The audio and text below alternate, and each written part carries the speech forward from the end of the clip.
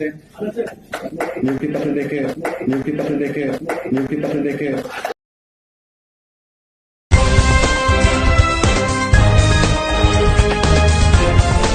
देश और दुनिया की तमाम छोटी और बड़ी खबरों के लिए हमारे चैनल को सब्सक्राइब करना न भूलें और बेल का बटन जरूर दबाएं।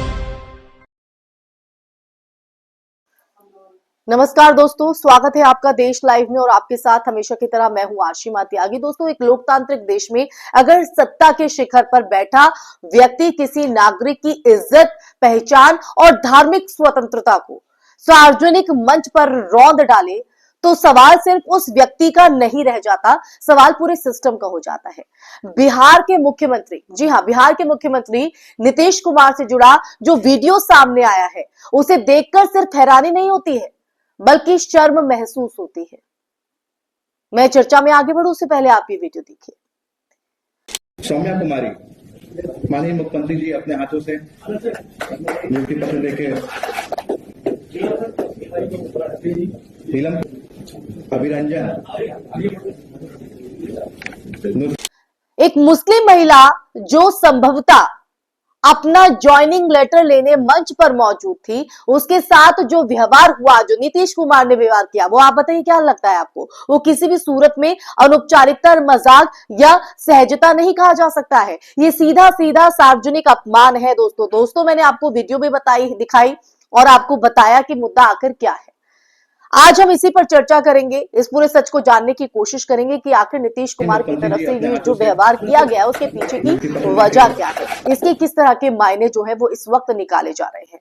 मैं आगे बढ़ूं उससे पहले आप लोगों से अपील, इंसाफ के आवाज को बुलंद करने के लिए और सच्ची पत्रकारिता के लिए हमारा यानी देश लाइव का सहयोग करें। साथ ही डिस्क्रिप्शन में दिए गए लिंक को ओपन कर ज्वाइन बटन दबाकर आप हमसे यानी देश लाइव से सीधा जुड़ सकते हैं। वापस लौटते हैं आज की चर्चा पर। उस घटना का जिक्र करते हैं जो इस वक्त चर्चा का विषय बनी हुई है। वीडियो में साफ दिखता है दोस्तों कि महिला बुर्का हिजाब में खड़ी है, तभी मुख्यमंत्री नीतीश कुमार उसके चेहरे के पास हाथ लेकर जो है वो जाते हैं, हिजाब या मास्क को हटाने की कोशिश करते हैं। महिला असहज हो जाती है, हड़बड़ाती है, लेकिन सत्ता के सामने उसकी आवाज, उसकी असहमति सब मौन कर दी जाते हैं। ये कोई निजी जगह नहीं थी, ये कोई दोस्ताना माहौल भी नहीं था, ये राज्य का आधिकारिक मंच था दोस्तों, जहां सत्ता और नागरिक के बीच ताकत का जो असमान जो संतुलन है वो साफ दिखता है। और यही जो असंतुलन दिखाई दिया, ये सवाल खड़ा करता है, हिजाब क्या है और क्या नहीं। ये सवाल होता है, हिजाब कोई कॉस्ट्यूम नहीं है जिसे कोई भी हाथ बढ़ाकर ठीक या हटाने लगे। हिजाब एक आस्था का प्रतीक है दोस्तों, एक व्यक्तिगत सहमति का फैसला है। और सबसे महत्वपूर्ण आप देखिए, सबसे महत्वपूर्ण कि ये जो संविधान है वो ये संविधान की तरफ से संरक्षित धार्मिक स्वतंत्रता के दायरे में आता है। आर्टिकल 25 की अगर हम बात करें तो आर्टिकल 25 हर नागरिक को अपने धर्म का पालन करने की जो स्वतंत्रता है वो देता है। जब एक मुख्यमंत्री खुद उस स्वतंत्रता का उल्लंघन करता दिखे तो ये केवल नैतिक विफलता नहीं बल्कि संवैधानिक मूल्यों का भी अपमान है दोस्तों। जी हां, संवैधानिक मूल्यों का अपमान। कॉन्सेंट और पावर डायनेमिक्स का सवाल जो है वो यहां पर खड़ा हो जाता है। कई लोग कह सकते हैं कि इरादा गलत नहीं रहा होगा, लेकिन सवाल इरादे का नहीं है दोस्तों, अधिकार का है। क्या किसी मुख्यमंत्री को यह अधिकार है कि वो सार्वजनिक रूप से किसी महिला के पहनावे में दखल दे? आप ही बताइए, किसी मुख्यमंत्री को इजाजत है?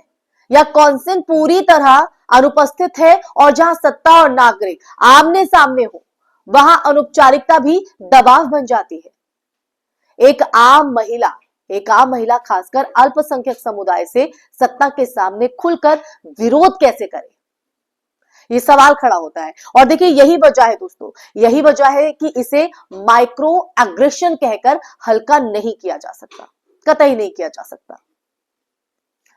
डबल स्टैंडर्ड और सेलेक्टिव आउटरीच पर आते हैं दोस्तों, ये पॉइंट भी बहुत महत्वपूर्ण आज की चर्चा का। आप जरा ईमानदारी से सोचिए, अगर यही हरकत किसी अन्य समुदाय की महिला के साथ हुई होती तो क्या प्रतिक्रिया इतनी खामोश रहती? आप ही बताइए। क्या तब जो टीवी डिबेट्स है वो नहीं होती? क्या तब संस्कृति जो है, नारी सम्मान और सभ्यता की दुहाइयां नहीं दी जाती? लेकिन यहां चुप्पी है, और यही चुप्पी बताती है कि भारत में अब सम्मान भी पहचान देखकर तय किया जा रहा है। नहीं तो यहां पर भी सवाल खड़ा होना चाहिए था, क्योंकि महिला तो महिला है। नीतीश कुमार की सुशासन छवि पर भी इसी के साथ सवाल खड़ा होता है दोस्तों। नीतीश कुमार को अक्सर सुशासन बाबू कहा जाता है, इसी नाम से वो जाने जाते हैं। लेकिन सुशासन सिर्फ सड़क, पुल और आंकड़ों से नहीं मापा जा सकता। सुशासन की असली जो परीक्षा है वो कमजोर नागरिक के सम्मान से भी होती है, जो इस मंच पर तो नजर नहीं आई, जो ये तस्वीर बयान नहीं करती। ये घटना बताती है, तस्वीर बताती है दोस्तों कि सत्ता में लंबे समय तक बने रहने से संवेदनशीलता जो है वो खत्म हो जाती है, हो सकती है। और जब संवेदनशीलता खत्म होती है तब कुर्सी इंसान से बड़ी हो जाती है। महिलाओं की गरिमा और अल्पसंख्यक अधिकार पर भी बात करना जरूरी है। ये मामला सिर्फ मुस्लिम समुदाय का नहीं है, ये हर महिला का है दोस्तों। आज अगर एक महिला के हिजाब पर हाथ डाला जा सकता है, तो कल किसी और की साड़ी, दुपट्टा या पहनावे पर भी सवाल खड़े हो सकते हैं, उठ सकते हैं ना, लाजमी है।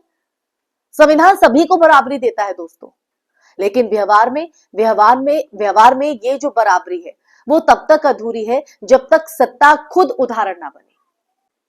अकाउंटेबिलिटी और अपोलॉजी की, जी हां, अपोलॉजी की जरूरत है इस पूरे मामले पर। इस पूरे मामले में सबसे चिंताजनक बात जो है वो ये है कि अब तक कोई स्पष्ट, सार्वजनिक और बिना शर्त माफी नहीं आई है।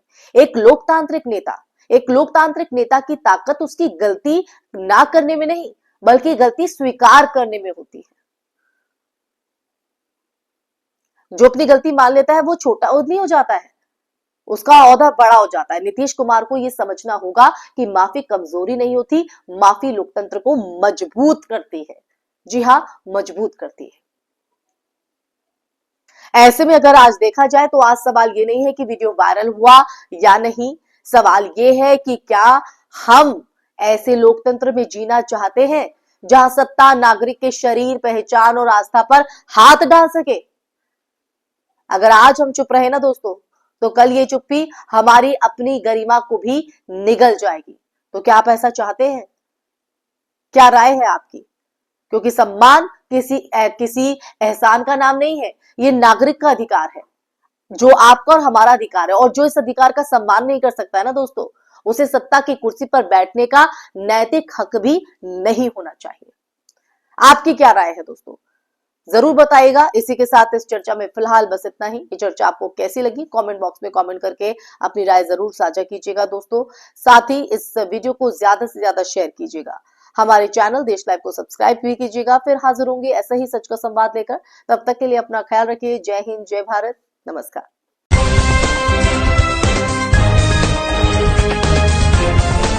देश और दुनिया की तमाम छोटी और बड़ी खबरों के लिए हमारे चैनल को सब्सक्राइब करना न भूलें और बेल का बटन जरूर दबाएं।